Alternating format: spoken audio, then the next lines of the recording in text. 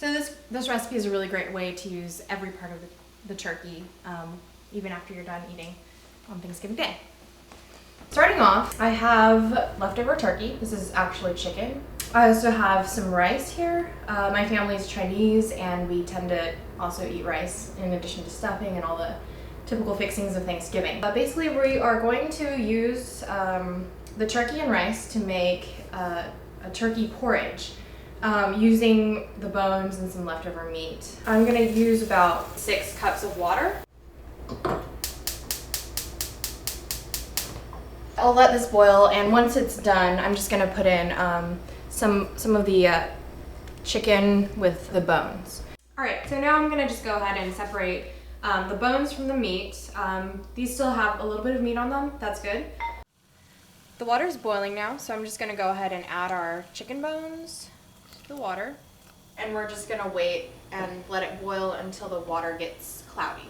Our chicken stock is boiling, so I'm gonna add a couple shreds of chicken to the mixture, just to add a little extra chicken flavor. And that's gonna just break down and make the broth taste richer. You can sort of see that the chicken has kind of combined with the water. Right now we want to actually start taking out some of those chicken bones so that later on you don't end up running into them when you're eating. After it cools, you can strip more meat off of the bones to sort of save that as well.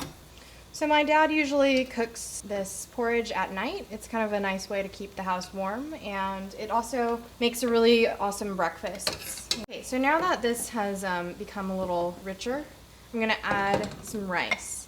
It's a great way to use up leftover rice.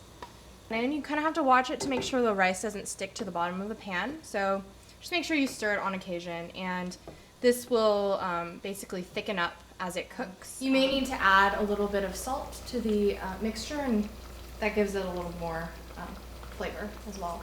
As the rice boils, it sort of breaks down and makes the broth turn a little thicker. And so you just kind of keep an eye on this and let it boil. It may take up to an hour depending on how rapidly you boil it. I just kind of eyeball it until basically you want to make it so that you don't see the individual grains of the rice anymore. So our porridge is done. I'm just gonna scoop it out. Now I'm adding a garnish of green onions and also a little chopped parsley. You can also use cilantro. I like to drizzle on a little bit of sesame oil as well, and this just adds a little bit of sesame flavor. And there you have it.